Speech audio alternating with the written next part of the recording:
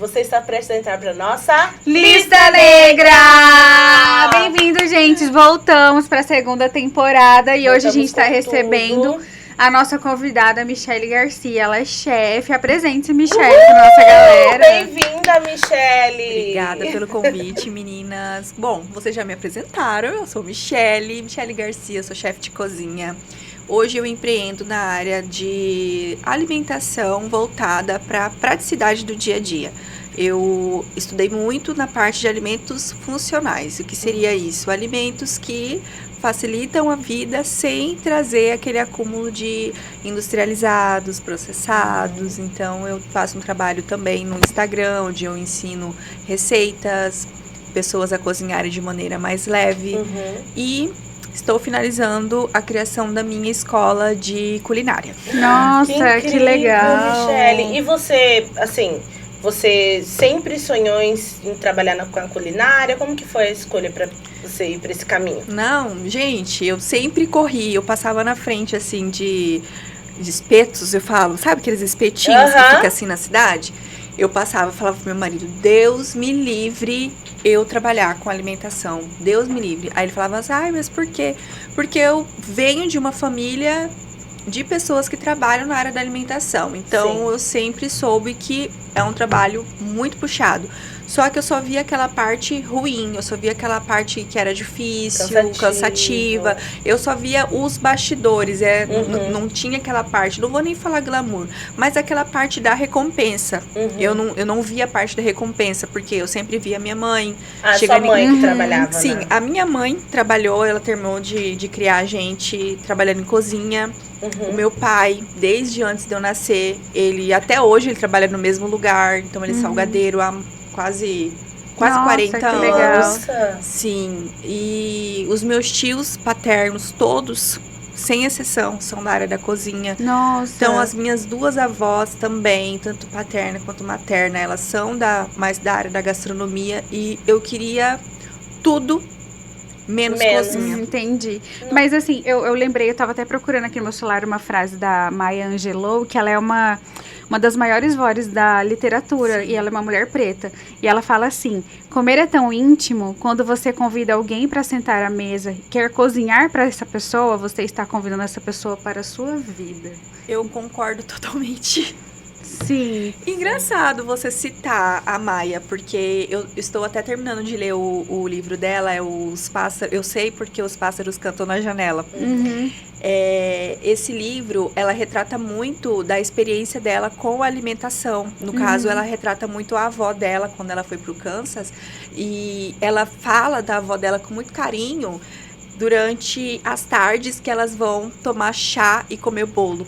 Nossa, Sim, que esse lindo. é o momento de verdadeiro, assim, conexão, né? Sim, tem uma frase também que diz assim, que é na mesa que se consagra, pode usar consagra ou congrega família. Sim.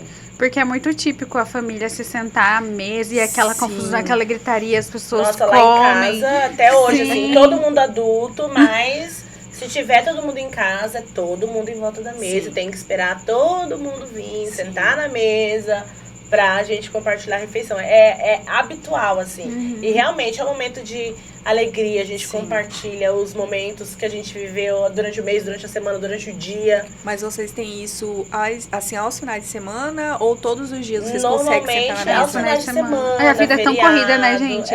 A gente todo vende o mundo nosso trabalha, tempo pro trabalho, né? A gente passa mais tempo lá. Mas final de semana sempre. Sempre todo mundo junto. Isso é uma dádiva, viu? É uma dádiva. E assim, eu não me sentava, eu não tinha essa experiência de me sentar à mesa.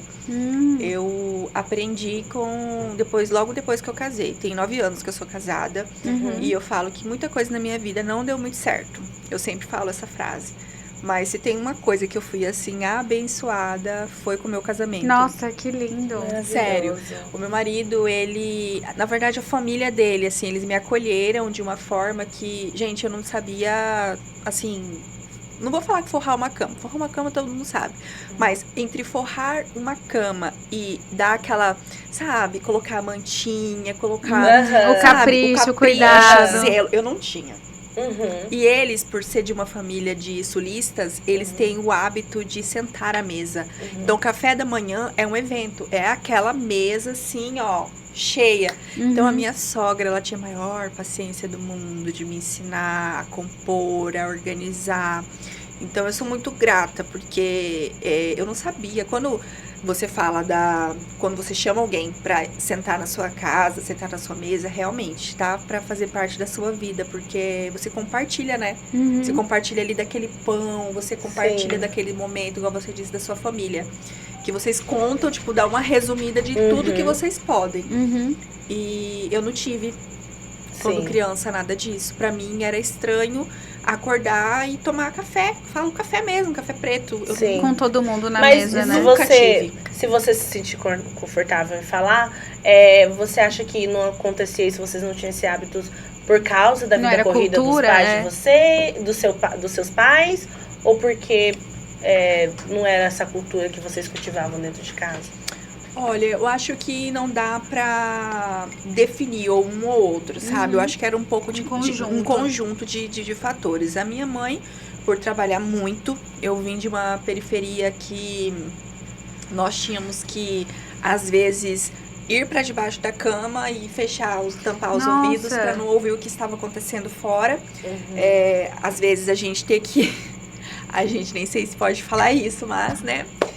Da gente ter que acordar de manhã e fingir que não tinha um corpo ali pra gente poder ir pra escola. Sim, então, a gente assim... entende bem essa realidade, viu? Então, eu entendo bem essa realidade. Essa periferia que eu vinha, assim, eu olhava aquilo, então, assim, não tinha nada de bonito. Não tinha como fazer da vida um morango.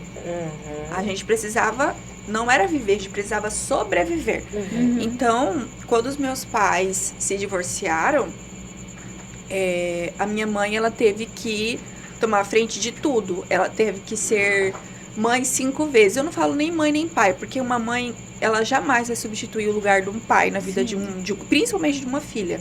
E nós éramos em 3 meninas. Então, quando o casamento deles acabou o vínculo dele como pai também. Nossa, isso acontece muito, né? Muito, né, gente? O pai, ele aborta de filho nascido, né? A mãe não tem essa opção. Verdade.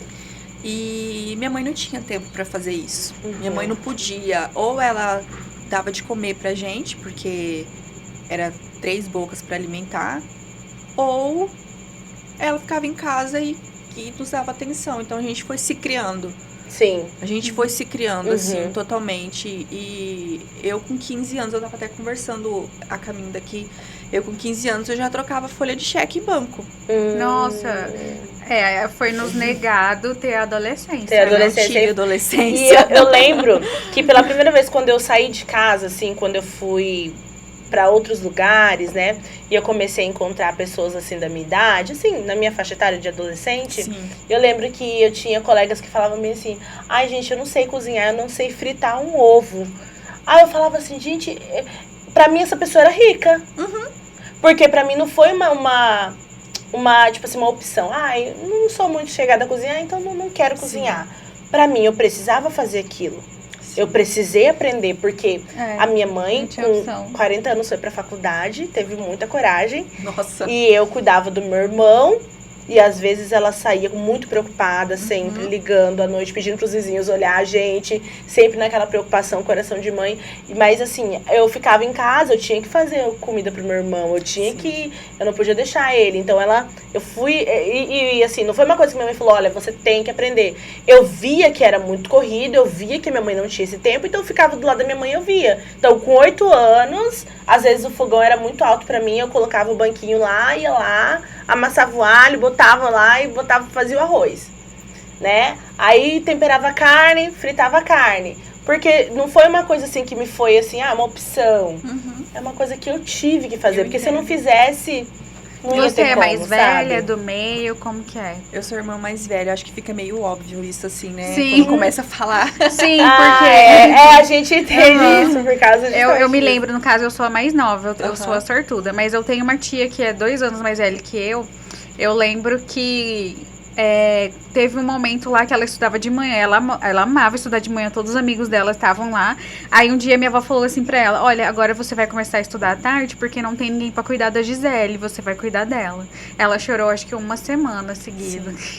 Ela perdeu a adolescência dela pra cuidar de mim. E eu nem era filha dela. Pra você então, ver. assim, e hoje, se você senta pra conversar comigo e você senta pra conversar com ela, é outra coisa.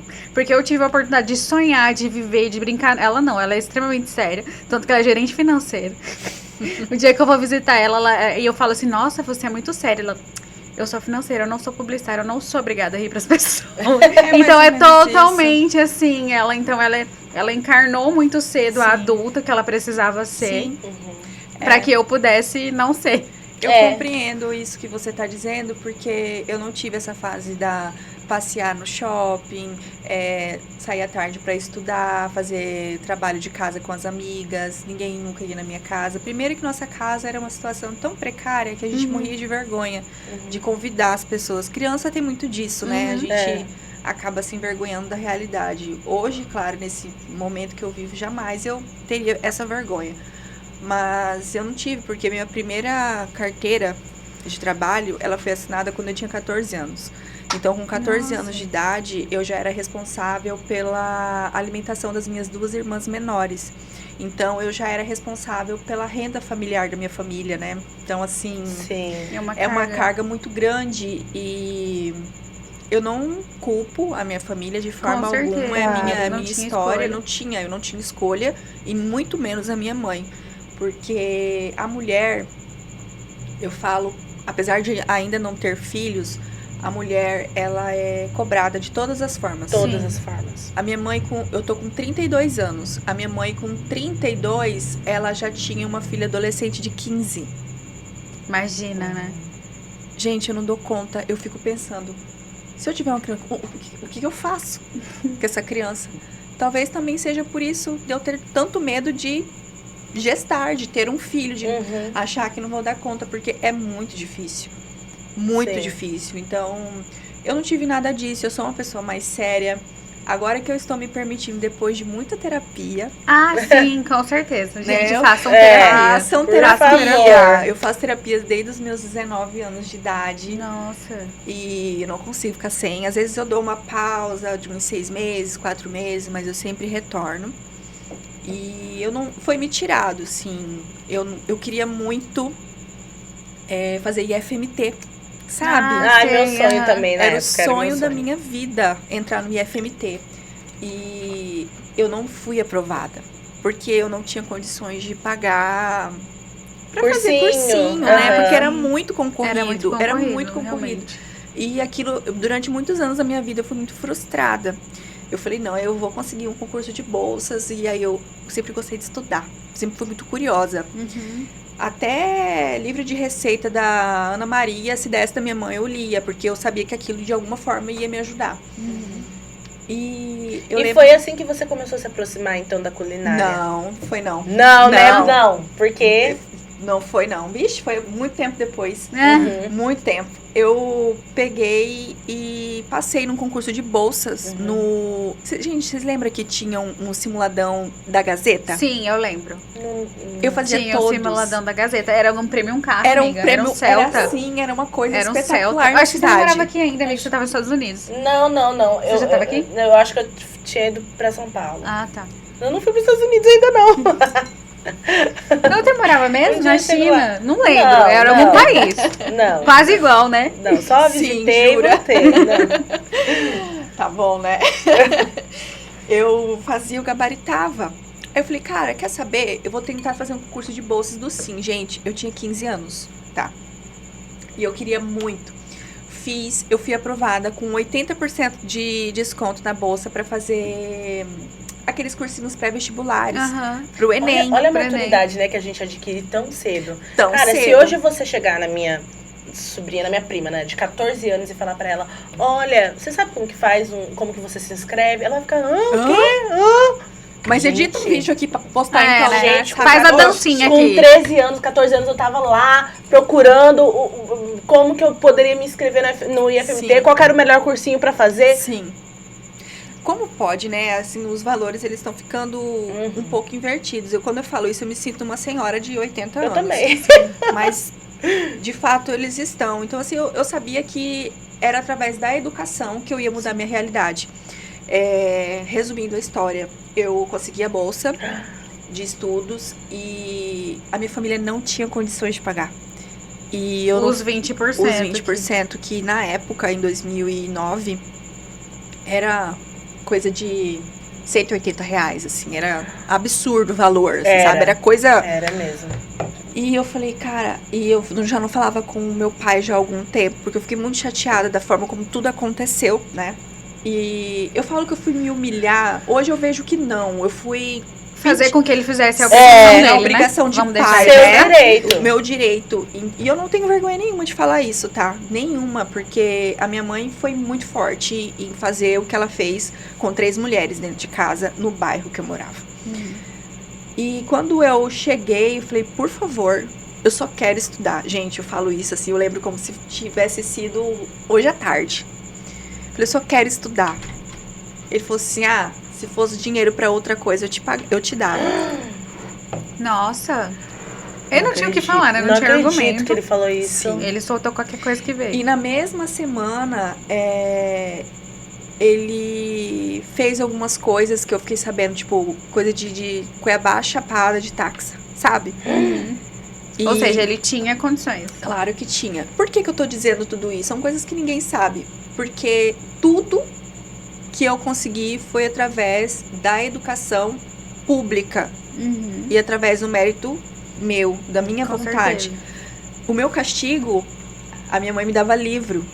Esse era o meu castigo. Gente, eu queria muito que alguém me pegasse agora e me colocasse de castigo. Eu também, porque eu não consigo mais ler. Nem eu também. Eu tenho um monte de Eu livro na minha lista que eu não tô não conseguindo. consigo Eu ler. amo ler também. E eu me apaixonei por ler, eu me apaixonei por estudar. E eu li aqueles livros, eu via outros países, outras realidades. Eu ficava me imaginando, sabe? Eu vou sair desse lugar, eu vou sair daqui.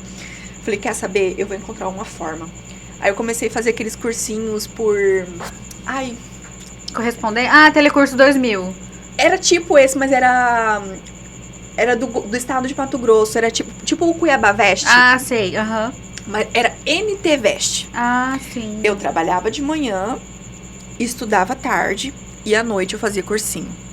Eu caminhava quase 3 quilômetros de casa até o cursinho, a pé, à noite, 10 e pouco da noite. E eu passei, gente.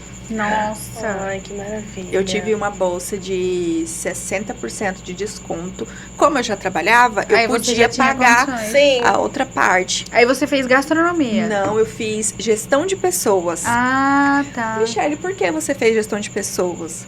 Porque era a única formação que a minha mãe sabia que uma pessoa podia se formar. Sério? Por conta da menina do RH da empresa onde ela trabalhava. Ela achava o máximo. Aquela menina andando de salto, arrumadinha atrás de uma mesa. Então ela falou assim, você vai ser RH. Porque é uma pessoa que... Então foi ela que escolheu? Foi. Não foi você? Não, eu não... Gente, eu era uma criança, eu tinha 16 anos. Sim. Gente. Eu não sabia, a minha realidade não me permitia sonhar. Quando eu vi que eu podia, talvez, escolher, eu falei, não, eu quero ser dentista. Já que eu vou estudar, eu vou ser dentista. Sim. Gente, imagina, eu sendo dentista. A reitora da universidade onde eu ganhei a bolsa, ela falou assim, olha, ela foi muito sensível, ela teve um olhar muito caridoso, assim, ela explicou, você até pode fazer, querida, mas os materiais são caros, a sua família vai ter que, custear em torno de 5, 6 mil reais por semestre. Ela viu que a gente não tinha condição de arcar com aquilo. Imagina, né? Então, assim, a minha mãe falou, minha filha, você vai ter que fazer esse, né? Eu não consigo. E eu fiz, e ainda bem que eu fiz. Eu estudei. No 2º ano, eu já comecei a trabalhar na área. Terminei minha faculdade, eu já estava 100% empregada. E fui muito feliz durante muitos anos trabalhando. Eu trabalhei durante 14 anos na área. E é muito bom. Eu admiro muito quem trabalha com gestão de pessoas. É muito bom. Eu conheci pessoas incríveis. Eu fiz network, eu fiz conexões. Eu amadureci muito como pessoa. Foi uma experiência maravilhosa. Mas eu desenvolvi o burnout. Sim. Porque é muita coisa, É né? muita coisa e eu amo trabalhar. Uhum. Então eu Leva muito sou a sério, workaholic né? mesmo. E eu trabalhei numa contabilidade que eu era responsável por 58 empresas. Nossa. Eu era tipo uma máquina, fechando folha. E eu desenvolvi gastrite, tive problema de saúde. Eu não tinha condição financeira de arcar com, tipo, comprar comida da dieta pra eu Sim. me curar do meu Uhum. tratamento. E aí eu comecei a fazer em casa, né? Tipo, eu não podia comer feijão, não podia ter a casca. Então eu tinha que fazer em casa, tirar a casca, ter todo aquele trabalho. Porque eu não podia comprar pronto, porque é muito caro. E aí eu comecei a fazer, e nesse processo eu comecei a fazer, intensifiquei minha terapia. E aí a gente tinha que tentar entender de onde vinha essa necessidade de trabalhar até a exaustão do meu corpo. Era pra cobrir uma falha que eu tinha na minha vida, uma lacuna que eu tinha na minha vida. Sim. Então, pra não pensar nisso, eu trabalhava. Eu acho interessante você falar isso, porque nós temos um público jovem, né? A gente tem um público jovem, porque eu sou professora, né? A minha frase de sempre, já tem uns 3 episódios que eu não falo isso. Eu sempre falo que eu sou professora. Eu sou professora e, assim, a gente tem um público adolescente que assiste. E os meus alunos, né, adolescentes, sempre falam assim pra mim, ai, teacher, mas eu não sei. É porque eu sou professora de inglês. Ai, que demais! Mas, teacher, eu não sei o que fazer, eu não sei o que fazer quando crescer, eu não sei, eu não descobri ainda. E eu acho interessante você comentar que você foi por um caminho E depois você... e depois se encontrou em outro. esse chamado, a sua missão veio até você, Sim. né? Porque através de você, né, trabalhar, sentir esse burnout, você começou a desenvolver realmente aquilo que você viria Sim. a fazer no futuro, Sim. que é ir pra culinária. É muito interessante É muito isso. interessante essa Às vezes é volta. só um passo, começar. Começar. Começar. O que você vai fazer, o que você quer ser, vai aparecer lá pra você. E tá Sempre. tudo bem você escolher uma coisa e depois você perceber que não era bem aquilo que você É queria. tudo Isso é normal. bem. Porque o caminho, nem todas as pessoas fazem um caminho linear. Aí eu vou ir por esse caminho toda a vida. Não, às vezes a vida tem curvas e aí você precisa se adaptar, né? Eu digo que quem vem da periferia, as nossas escolhas, elas são bem limitadas, né? A gente não tem tanta escolha assim. Então, eu fiz aquilo que ia me manter viva. Precisava comer, precisava terminar de me formar como ser humano. E eu fiz o que deu. Nas condições que eu tinha, eu ia pra faculdade, eu estudava pra caramba, eu trabalhava. Eu vivia dormindo nos corredores na hora dos intervalos da empresa. Sabe aquela pracinha que tem em frente ao Chopão? Aham, sei. Gente, cansei de dormir ali. O guardinha do Chopão, ele me acordava, ele sabia que eu tava dormindo, eu dormia de boca aberta. Pra descansar, Pra né? Muita gente descansar. fica ali no horário de almoço. Eu dormia porque, como eu trabalhava numa farmácia de manipulação, bem quando eu comecei a faculdade, a gente não pode ficar dentro do laboratório, porque é toda uma parametrização que você tem que colocar, então tem toda uma norma. Então, a gente tinha que sair. E eu pegava 2 ônibus pra ir pro trabalho, 2 ônibus pra ir pra empresa e 3 ônibus pra ir pra casa por dia. Eu era... Gente, eu vivia com sono. Sim. Então eu dormia ali, eu dormia com a boca aberta, assim. Aí a hora que ele sabia que dava meu horário, porque podia tocar despertador, podia ser o que for, eu não acordava, eu tava muito cansada. Ele me acordava. E eu nunca esqueço disso, assim, sabe? São coisas que a gente passa, na verdade, nem lembrava. Nem lembrava. E eu fui indo, porque eu sabia que aquilo ia mudar minha realidade. E mudou. Foi através da educação. Eu acredito muito na educação. E eu comecei a trabalhar, eu entreguei o que eu podia entregar. Tive muito bloqueio por ser uma mulher preta. Por muitas vezes não ter me identificado como uma mulher preta. Passei por 2 transições capilar, inclusive estou passando por outra. Na primeira foi por não aguentar mais ver meu cabelo no chão.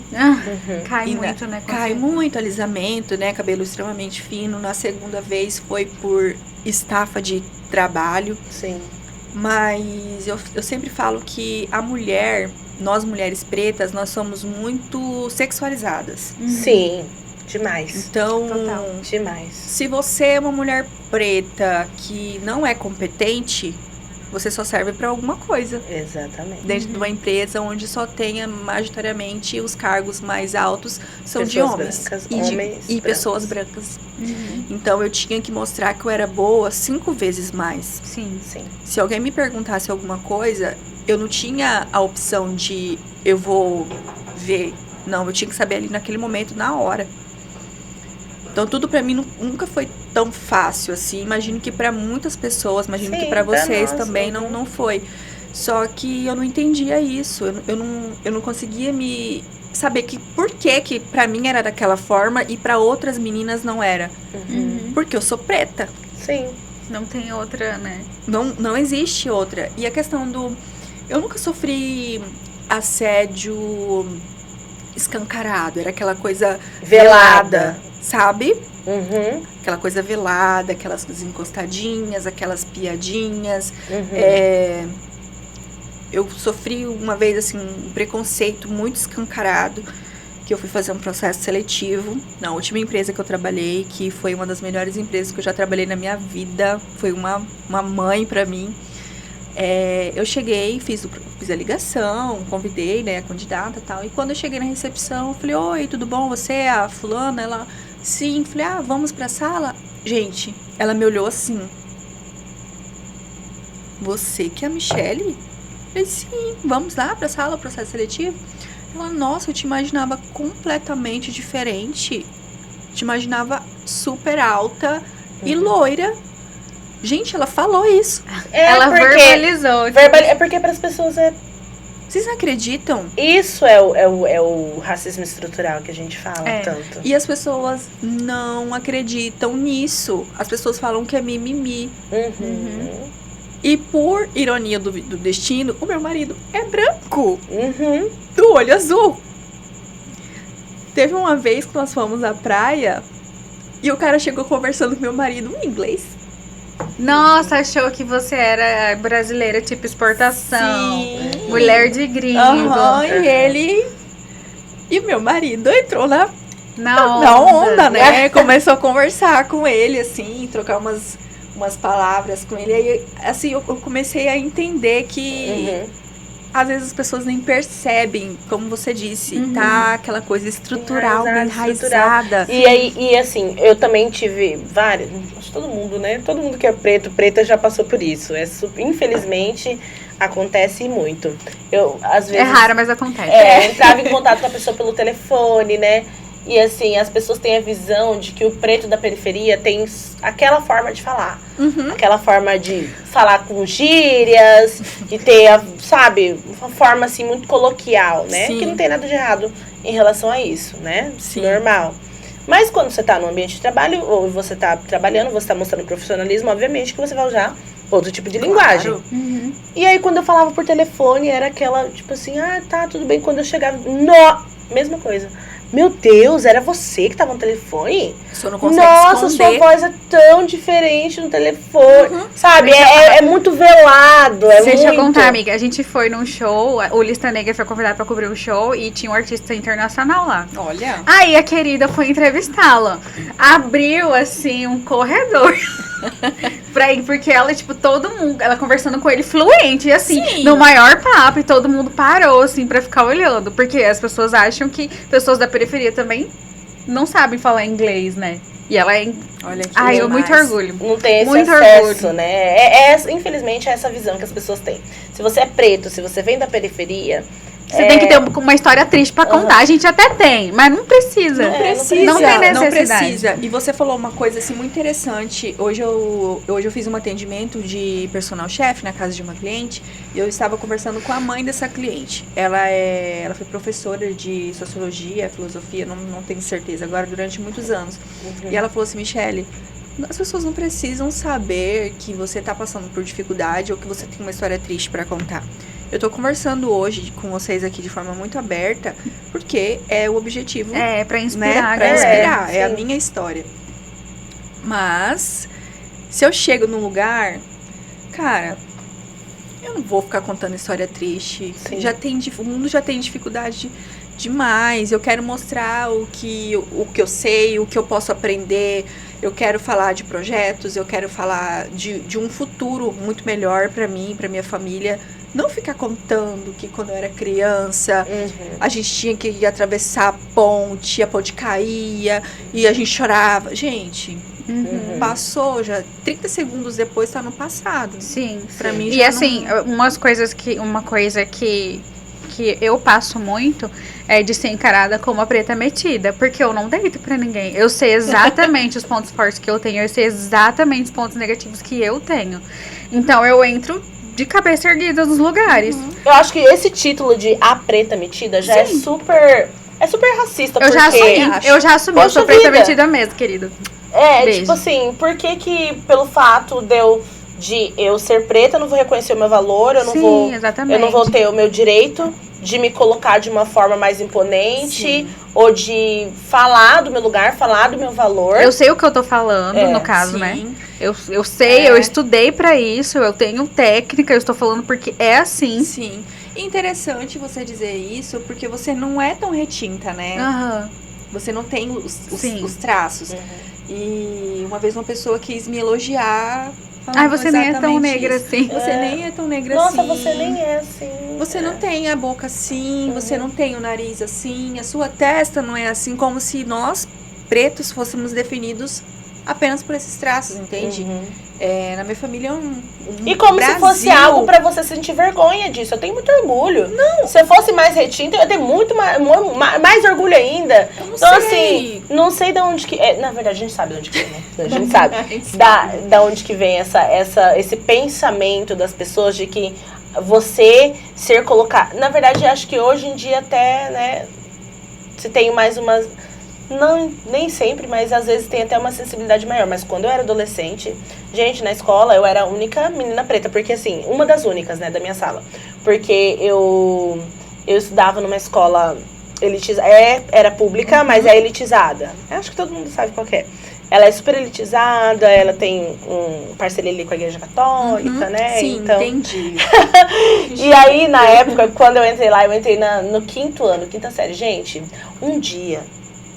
Ai, não sei se eu falo. Vou falar. Agora já foi. Joga. Eu tinha uma irmã, que é a irmã da igreja, que era a diretora da escola. Diretora. E aí teve um dia que eu cheguei 5 minutos atrasada, né? E tinha aquele momento de acolhida, que a escola inteira sentava no chão, e a irmã fazia o discurso do dia, a acolhida e tal. E aí um dia eu cheguei, acho que 5 minutinhos atrasada, o que sempre acontecia com todo mundo, né? De chegar no meio do momento que a irmã tá falando. Cara, eu nunca vou esquecer disso. No dia que eu cheguei atrasada, porque não acontecia, né? E olha que eu morava mais longe que todo mundo, mas eu tava lá sempre mais cedo. No dia que eu cheguei atrasada, a irmã fez questão de tirar o microfone, olhar pra mim e ficar me encarando. Aí a escola inteira parou e ficou me encarando.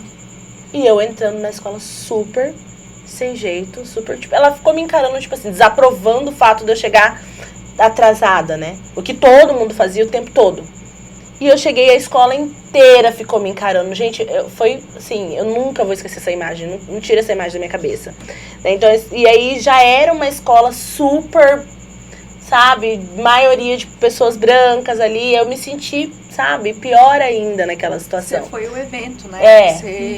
As atenções foram direcionadas pra você, mas de forma, como normalmente acontece, de forma pejorativa. Um dia uma colega minha, tinha uma seleção de modelos naquela época, não sei se vocês lembram, passava de escola passava na sala, eu lembro. E dava o papelzinho pra não sei o quê, porque você pode ser modelo, tananã. E obviamente que eles só davam pras meninas brancas, né? Aí teve uma vez que um rapaz foi lá na escola, né? E aí ele foi dar esse papelzinho, né? E aí era um senhor, assim, mais velho. E aí eu sempre usei trança, né? Desde adolescente eu usava rastafari na época, né? E aí eu chamava muita atenção, porque o cabelo era super diferente. As meninas lá, cabelo liso, brancas e tal. E ele entrou na sala e ele me viu, eu tava sentada no fundo. E aí ele olhou pra mim e falou assim, nossa, você é uma negra muito bonita. Na frente da sala inteira. Você é linda, você é uma negra muito bonita. Aí eu fiquei muito sem graça, falei, obrigada, né, e tal. E aí depois que acabou a aula, a minha colega da época falou, você viu, amiga? Ele te chamou de negra. Ah, Ele te chamou de negra. Como se fosse um absurdo, sabe? Eu falei, mas qual que é o problema de eu ser chamada de negra? Eu sou negra. tem um poema que fala esse negra. Eu vou mandar pra vocês. Tem um poema. Então, pegar e aqui. aí, sabe? Então, assim, infelizmente, é muito estrutural. Aí as pessoas falam, porque é mimimi. Porque só fala disso. Porque agora tudo é isso. Gente, é porque é parte da nossa vivência. A gente fala isso todo episódio. Todo episódio a gente fala sobre isso. Não, a gente tem que falar quantas vezes mais forem necessárias, porque o dia que...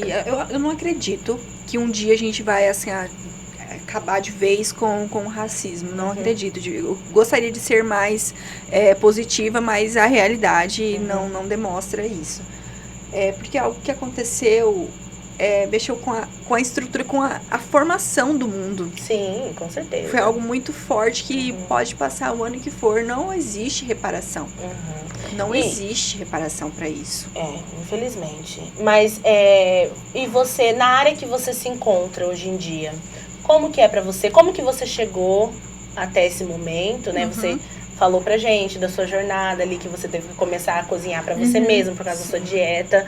E quando que você resolveu sair do RH que você estava trabalhando, vir pra culinária e realmente falar, não, é isso que eu quero fazer?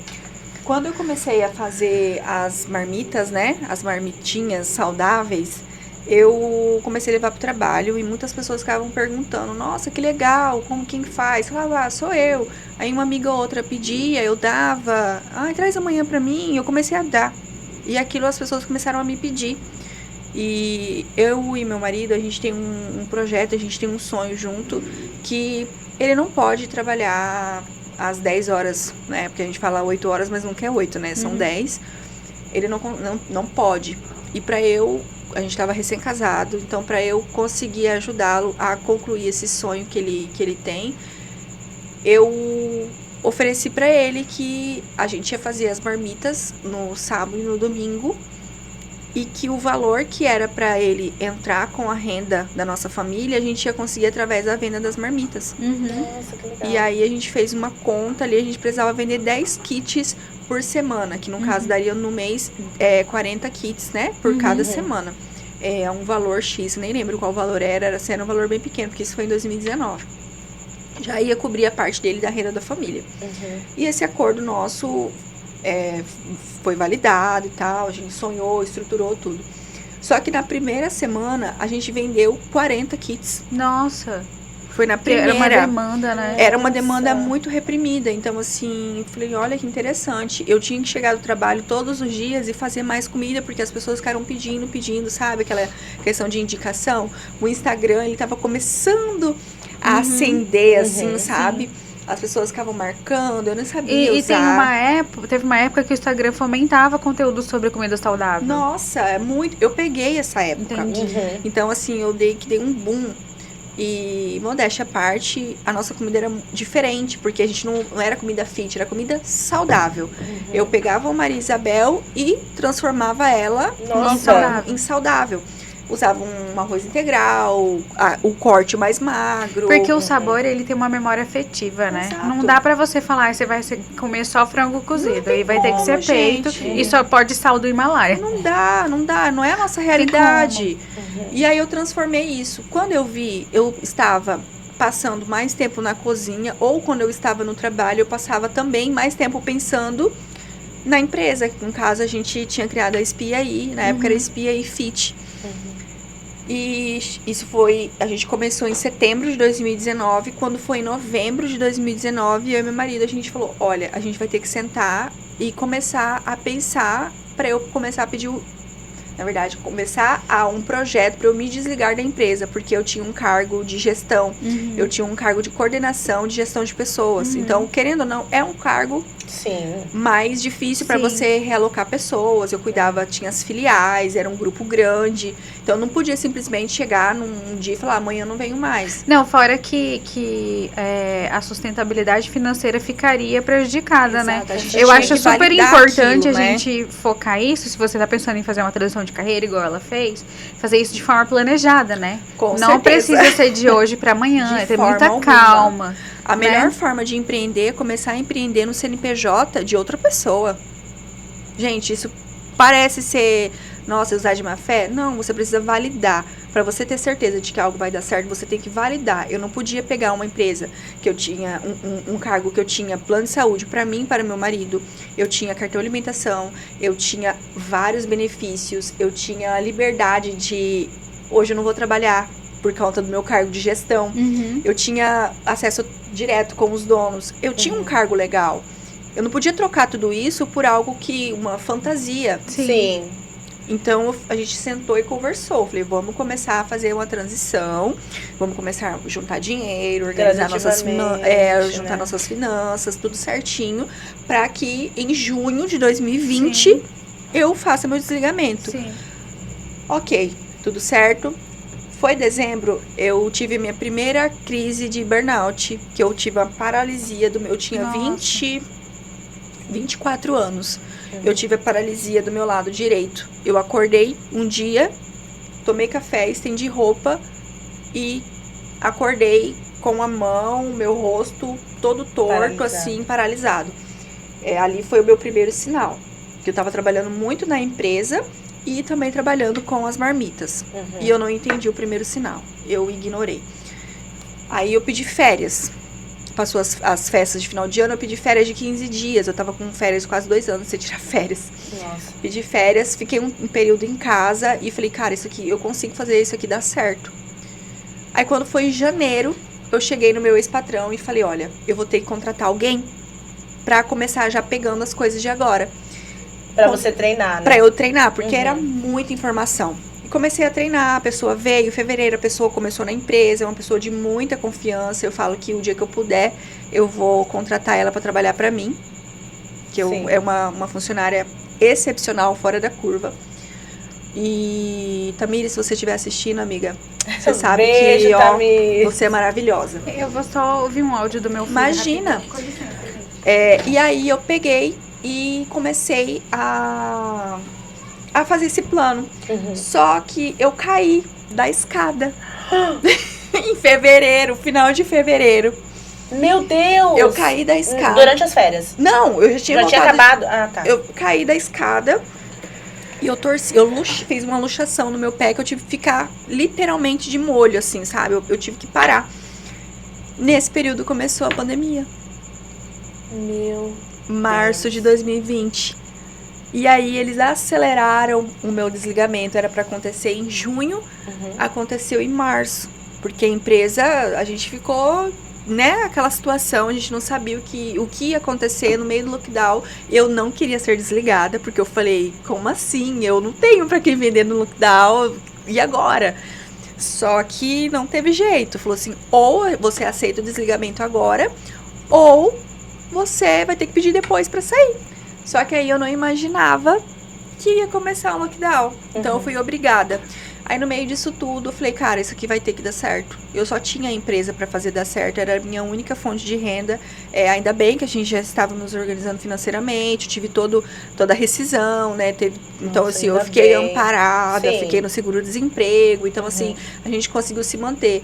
Porém, foi o período que eu mais vendi. A empresa, assim, Durante o lockdown. nossa. Eu imagino, porque você saiu da empresa e você conseguiu se dedicar somente... Nossa, a empresa deu um boom, eu comecei a gerar conteúdo, foi a hora que o Instagram, né, começou a ficar Sim. mais em evidência, as pessoas começaram a utilizar mais, então a empresa cresceu muito, morava num apartamento, e a gente teve que sair do apartamento, a gente foi convidado a se retirar daquele apartamento, porque era panela batendo o dia inteiro. Meu Deus. Era um prédio de idosos, enfim, a gente saiu, foi para um outro ponto, e a empresa tomou, assim, uma proporção gigante na nossa vida. A gente teve uma loja física, a gente tinha, tipo, um bistrô, a gente atendia as pessoas com café da manhã. Foi lá no Araés. Ai, que incrível! A gente teve uma loja durante 2 anos, um ponto físico. Então, assim, eu fui muito feliz, muito realizada. Mas aconteceu que eu não tinha mão de obra. Então, eu tava ficando extremamente cansada. Aí, o que aconteceu de novo? Outro burnout. Meu Deus. Não conseguia reter. Logo depois de 2022 para 2023, eu não conseguia reter mão de obra. As pessoas não queriam trabalhar de maneira fixa, elas queriam trabalhar por diárias. Sim. E uma cozinha, principalmente uma cozinha saudável, vou dar um exemplo para vocês. Um purê numa cozinha tradicional, você só coloca na panela, ferve, manteiga, bateu, tá pronto.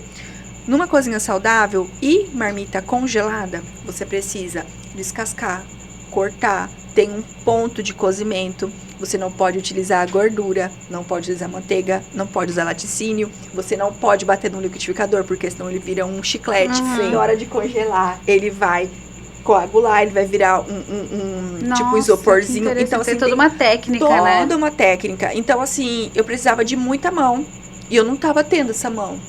E aí eu voltei naquele ciclo lá de trás, de trabalhar muito. Aí eu e meu marido começamos a trabalhar que nem 2 zumbi. Sim. A gente entrava na empresa às 5 da manhã, a gente ia sair meia-noite, 1h. E nessa loucura, até que chegou um momento que eu falei, cara, eu não dou conta mais, eu não quero mais isso. Era um sonho que foi me desgastando a ponto do meu marido ser meu colega de quarto. Falei, ou a gente para aqui, ou nossa família vai terminar.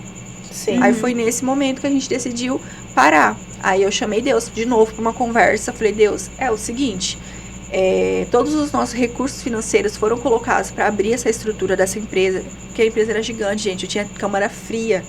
Nossa. Era gigante. Deus. Mas você tinha capital para chegar até esse patamar. Sim, a gente tinha uma clientela fiel. A gente fazia consultoria com o Sebrae, tudo certinho, tudo bonito, empresa prosperando, tudo certinho. Foi uma escolha pela minha família. E aí eu falei, não, Edi, não tá legal. E aí começou a cair as vendas, porque a qualidade já não era a mesma. Eu trabalhava que nem uma máquina. Sim. Serviço de 4 eu fazia sozinha. Então eu não tava dando conta de tudo. Então eu tava ficando exausta. Foi um momento que a gente falou, olha, não tá compensando. Eu falei, Deus, é o seguinte. Juro, gente, falei desse jeito. Falei, Deus, é o seguinte. Não aguento mais, porém eu não tenho mais capital para investir em empresa. Eu não queria voltar a trabalhar para ninguém. E eu falei, me mostra o que eu tenho que fazer. Aí um dia em casa, rolando feed, domingo, sabe aqueles dominguinhos à toa que a gente fica? Eu vi lá, contrate uma personal chef para ter mais tempo de qualidade com a família. Eu falei, personal chef? Cliquei. Eu nunca tinha visto aquilo. Tipo, uma pessoa, uma chefe exclusiva que vai até a casa de uma pessoa, que faz as marmitas, que... Aquilo foi assim, abriu um Você universo. vai trabalhar para menos clientes e aumentar o faturamento. Sim, eu não vou ter um faturamento, um custo fixo. Eu sou a minha empresa, onde eu estou né, a minha empresa. Sei que a gente sentou, decidiu fechar. Antes de fechar, a gente validou se esse serviço de personal chef ia dar certo. Deu. Em uma semana, eu fiz o que a gente não estava tirando no mês. Nossa, olha só. Tá vendo? Por quê, gente? Vou falar uma coisa pra vocês. Faturamento é diferente de lucro. Ai, gente, eu falava isso muito pros empresários, que eu já fui gerente bancária, né? E eu era gerente pessoa jurídica. Mas o meu faturamento é 50 mil. Sim, senhor, mas chega dia 15 e não tem um centavo na sua conta pra cobrir seu cheque. Esse não é o seu faturamento. Não é o faturamento. E a gente meio que vai descendo de Sim, tem 50 mil na conta. Mas aí dia 15 já não tem mais nada. Você já pagou todas as suas contas. Você tem que pagar seu dinheiro? Folha, fornecedor, aluguel, taxa de prefeitura, taxa disso, taxa daquilo. Então, assim, não sobrava dinheiro. Então, assim, eu tive um faturamento bruto, né? E o líquido, ainda assim, me compensava muito mais. E tendo que passar menos desgaste emocional. Sim. E aí foi a hora que meu marido entendeu que era o momento de fechar. Porque tem um status, se você falar que tem uma empresa aberta. Sim. Com certeza. O status não paga conta, né? Tem. Exatamente. Não paga, não é o paga que a conta. gente É tenta só falar a o tempo métrica, todo. a métrica da vaidade. Métrica Faturamento da é vaidade. métrica da vaidade. E aí eu falei, não, a gente não quer continuar. Fechamos em junho de 2024 e desde então a gente tem se dedicado à reforma da nossa escola, da Griot, porque no meio desse processo, quando a gente falou para os clientes que ia fechar, não, ensina como que faz aquele purê, nossa, ensina como faz aquele ragu, aquele nhoque. Que Aí meu delícia. marido, muito do sagaz, falou assim, opa, e se você ensinar essas pessoas? Aí a gente falou, vamos fazer uma turma antes de fechar. A gente fez, era pra ser uma turma, a gente fechou 2 turmas em 2 horas. Nossa. Era pra ser uma turma. Então a gente viu que era algo que dava pra fazer. Porque como a gente ia fechar aquele ponto, a gente precisaria de um ponto pra colocar todo o maquinário. Porque assim, gente, fechar uma empresa não é do dia pra noite. Sim. Dá mais trabalho fechado que abrir. Aí ele falou, já que a gente vai ter que abrir alugar um ponto pra colocar todas essas embalagens, maquinário, nossas embalagens eram personalizadas, a gente tinha quase 20 Coisa mil mais embalagens linda. no estoque. Porque faz só o milheiro, né? Meu Quando você A vai gente produzir tinha embalagem. 20 mil no Sim. estoque, só de embalagem. Sim. Personalizada. Fora Muita todo o fé. maquinário que eu tinha de indústria. Falou, cara, a gente vai ter que... Enfim. Aí nessa nasceu a Griot, que na cultura de uma tribo africana que se significa contadores de história. Que legal. Eu quero continuar contando a história através da culinária. Que lindo. Muito lindo. Meu Deus, que coisa É porque linda. tem, História é que a gente linda. falou muito, Obrigada. a gente falou muito da gente de quando a gente convida as pessoas para sentarem na nossa mesa, né? Mas nem todo mundo tem pessoas a convidar. Então, e quando você é o seu próprio convidado à mesa, você tem que também ter esse carinho com essa alimentação. Cuidar da certeza. sua alimentação, né? Com certeza. O nosso corpo, ele vai ficar com a gente pro resto da vida, né? O nosso companheiro, os nossos amigos, eles se vão em algum momento da vida, fechando o ciclo, vivendo outras histórias. Sim. Nossa família é a mesma coisa. Mas quem vai permanecer com a gente é o nosso corpo. Então a gente tem que ter um cuidado muito mais especial. Sim, com certeza. E eu falo muito que nós mulheres, a gente tem aquela questão do cuidado com a família. E se vocês pararem para fazer uma conta rápida, a gente passa em média por mês quase 40 horas fazendo comida. Uhum. Coloca 1 hora no café da manhã, 30 minutos no café da manhã, 1 hora e meia no almoço, mais 1 hora e meia no jantar. Calcula isso durante a semana, calcula isso por mês. Nós perdemos, em média, 4 meses por ano Sim. só na cozinha. Fora as outras atividades que a gente tem que fazer dentro de casa, né? Porque nosso exatamente. serviço nunca tem fim. Então, eu falo que aprender a cozinhar é um ato mesmo não falo nem um ato de liberdade, mas é um ato de autocuidado. Autocuidado. Exatamente. Não adianta só você comprar um produto de skincare caro e passar no seu rosto e achar que vai ficar legal. Você não come um brócolis, você não come um feijão. Gente, não é eu que tô dizendo isso. Eu nem tenho capacitação técnica pra falar isso, mas é só dar um Google, você vai ver que tá ali. Sim. É alimentação. O alimento é o remédio pro nosso corpo. Se a gente não cuidar do nosso templo, Deus deu um templo perfeito Sim. pra gente. E eu prezo muito pelo alimento, pra mim é muito sagrado. Se eu não tiver num dia bom, eu não cozinho. Sim. Entendi. Ô, Michele, meu Deus, que história incrível. Nossa, adoramos receber você. Gente, perfeito. Ai, Mas agora a obrigada. gente tá chegando naquela parte que sim. quase Os você nossos falou, meu seguidores- Deus, e agora? Que Nossos seguidores, eles esperam esse Sim, caso, gente, é sério. o momento. Mas ninguém conseguiu ganhar dela até hoje. Ah, não, você vai ter que me contar teve muitas depois. histórias incríveis por aí. Mas é fato ou fake? É um cara? fato É que um mais parece uma fato fake. que mais parece uma fake. Uma situação tão absurda que aconteceu com você, nessa sua jornada, que até parece que é mentira. Olha, teve várias, né? Assim, eu vou focar no trabalho, né? Porque se for focar pro pessoal, a gente fica aqui até amanhã. Com certeza. Eu fiz um atendimento de personal chef na casa de uma cliente, uma querida, ela sabe disso, mas ela tem toque. Nossa. E eu terminei o atendimento, eu fiz 98 marmitas prontas. Eu fiz mais de 15 cardápios naquele dia. A Meu cozinha Deus. dela é um sonho, é a cozinha dos sonhos. Meu Perfeita a cozinha Deus dela. do céu. Gente, ela tem um mini mercado dentro de casa. Maravilhosa a cozinha dela. Mas ela tem toque. E por que eu tô falando isso? Pra gente se conscientizar, pra gente começar a ter um olhar empático pelas pessoas, porque eu poderia simplesmente ter raiva dela, mas eu preferi olhar pelo lado empático. Eu terminei a produção, terminei tudo, era 6h15 da tarde, não vou esquecer o horário. Eu saí da casa dela, era 9h40, mais ou menos. Meu Deus. Porque eu tive que limpar até a lâmpada. Meu Deus, porque espirrou coisa. Senhor da glória. Mas é o toque, né? Dela. Meu Deus. Eu fiz uma faxina na cozinha e... Mas era uma faxina necessária, porque... Mas, ou não? Você Ou era tá- mais por causa do toque. toque? É. Meu Deus! Você já imaginou Assim, você limpar algo que já tá limpo? sim, eu limpei o que tava limpo. Eu esfregava as paredes Ai, e aí ela vinha assim, ela pegava com a mãozinha dela assim, ela... Oh, querida, por favor. Ela ficava vermelha assim. Passa só mais um paninho pra mim, por favor. Ela não ia conseguir dormir naquela Meu noite Deus. se eu não deixasse a cozinha do jeito que ela queria. Então, assim, eu olhei pra aquela senhora, era uma senhora. Eu olhei pra aquela senhora, eu entendi que não era porque ela queria me fazer menor. Aham. Não era. Sim, ela tinha... Ela tinha um gatilho do toque. Naquele momento eu me coloquei no lugar dela.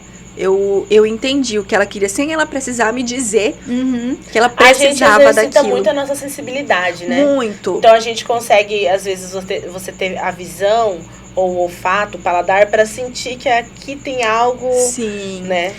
Quando eu passava o pano, era assim. Eu passava o pano, era durante 2 fileiras do azulejo, sabe? O porcelanato era em 2. Eu passava 2, a cada 2 era uma troca de pano. Meu Deus. Vocês Nossa, entendem que não é gente, normal isso? sim, não é normal. Não é normal. Então, assim, eu passava 2, aí ela recolhia aquele pano e entregava outro. Porque os próximos 2, não podia ser 3, tinha que ser outro pano. Mas eu acho que é muito porque você faz terapia. Que você falou aquela hora que todo excesso esconde uma falta, né? Total. Eu olhei pra ela, eu entendi. Eu cheguei em casa acabada, gente, no domingo. Isso foi num sábado. E eu nem faço atendimento no sábado. Eu abri uma exceção porque ela precisava muito do atendimento por ser uma senhora. E no domingo eu fiquei deitada, eu fiquei pensando. E assim, ela me indicou pra... Já Várias atendi, pessoas, atendi né? o filho dela, recém-casado agora, atendi o filho dela, assim, ele é uma querida. E eu entendi, ela falou assim, ai, não briga comigo, não. Mas foi maravilhosa a experiência pra mim também, porque eu exercitei a minha empatia, porque é fácil, né, a gente falar...